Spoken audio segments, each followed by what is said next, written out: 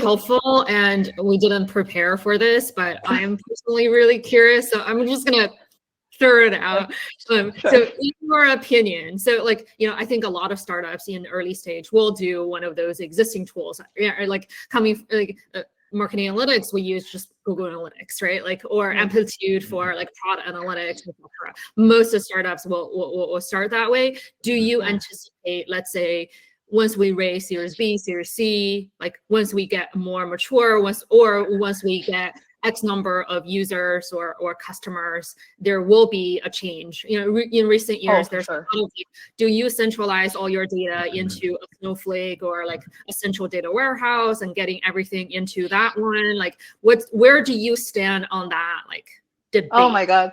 I have so much opinion on this. Absolutely, as early as possible. I talked to so many head of data and at the Series BC stage, and their I guess complaints are all about, oh, we have all of these tools and we don't know which one is the source of truth. So my recommendation is, like, at the early stage, use tools like Mixed Panel Amplitude. Those, some of them are even, they have free tiers, go with that.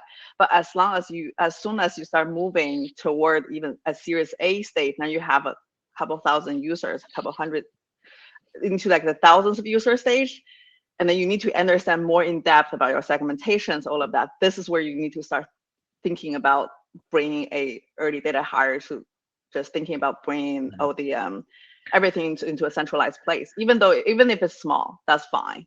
But then you're setting up the foundation in the right, you give yourself a right footing to grow in the future. And I think that's one of the flaws I've seen in so many data teams, is that they don't really think building data efforts, you have to build it with the need that you currently need, but with the eye of what could happen in the future, so that you're ready. Because again, the change is very costly for all the data stack. So you have to have an eye toward what I need to prepare at least 2-3 years down the road. Whatever stack I'm using, I have to use it for another 2-3 years. Yeah. Yeah, if I can add some to that based on my data points, right? So to play the empathy on the other side a little bit, I agree, right? The earlier, the easier, right? You save all the pains down the road. But my own experience working with the different stage of the company, I kind of can understand. In the earlier stage, even in the mid stage, it tend to be very hard to prioritize data engineer over product engineer, right? So especially that the data engineer typically don't really have a standardized playbook, right? The architecture changes, the foundation changes. I realize a lot of data engineers I talk to, they have a very different understanding of how the infrastructure should work out. So sometimes, depending on which data engineer the founder is working with, the outcome could be radically different. I'll give some examples. So with the collab where I was acting as a interim CMO for the last half a year, we decided not to do nothing, right? We still use the GA4 to record things. We barely had 2 tables in the SQL to do the business, but given the stage, it was okay.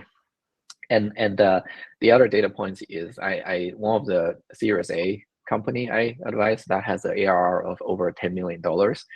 Even up to that point, they are still using the GA4 as a primary reporting tool, right? So they don't have a relational database. And it doesn't really quite impact the business growth, because they focus on product building, and the product bringing a lot of the growth. So I guess at that point, right, there is not a strong sense of urgency. Hey, we have something to fix, right?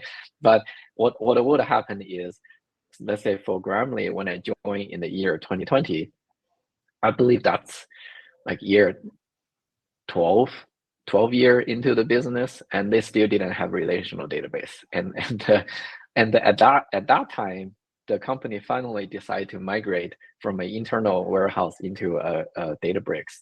And that migration was a huge pain, extremely expensive at that stage. So I guess my takeaway is, I do think sometimes it is okay to delay a little bit. But on the other hand, I do think right now, with the help of Snowflake, right, AWS, with the help of the dbt that does the data modeling, now it's a lot easier to build things, right? If we rewind the time back to 5 years ago, building a data foundation needing expensive people, needing expensive work. But right now, I think the clarity is a lot better, and the cost of building a good foundation is a lot better. So for any, this is actually where I would highly suggest the founding team at the early stage, right? Maybe talk to a data advisor or who has done the data setup. It's not nearly as hard to do it right in the beginning. So hopefully that will merge to what you said, Chloe. It's doable, and it's doable by the way lower price today than a couple years ago. And data is always there. I think I was chatting with a CTO earlier this week, and then we were talking about how AI is changing SaaS software's interaction. Long story short, we arrive at the conclusion where every single SaaS, if you think about them, is some kind of data model and the user interface building on top of that. So the data is there day one. When you build your software, when you have some kind of interactions of people using your software, there's already data that you're surfacing to your users and data that you should be capturing. So.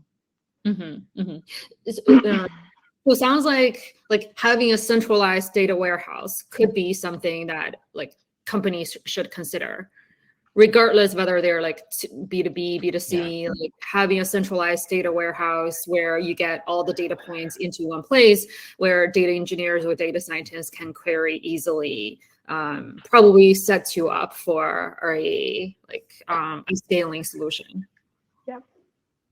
Yeah. I think today that should be a no-brainer. Today you have a Fivetran to pipeline the data. You have very easy to model the data. You have a natural language to SQL tools. You don't even need to write a SQL to query the data. Right?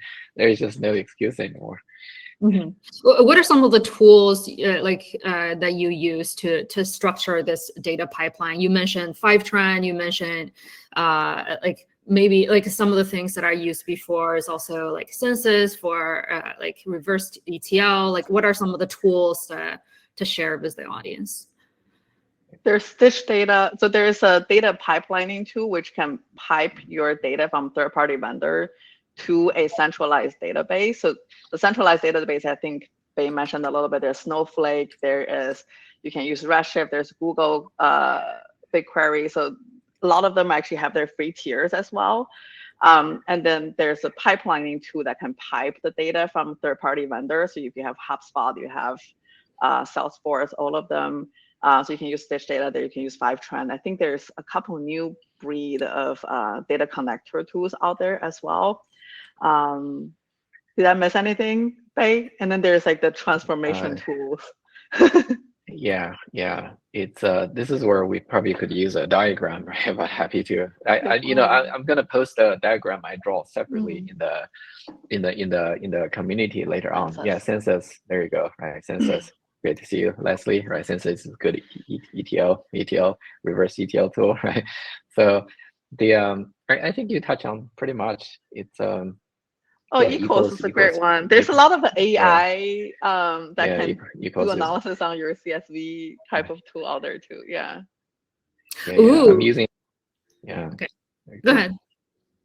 I'm been using Hyperquery very extensively. It's built by a few Airbnb data scientists, right? You can connect to the data, you can query the data, you can share everything. Kind of save a lot of effort from the data engine side.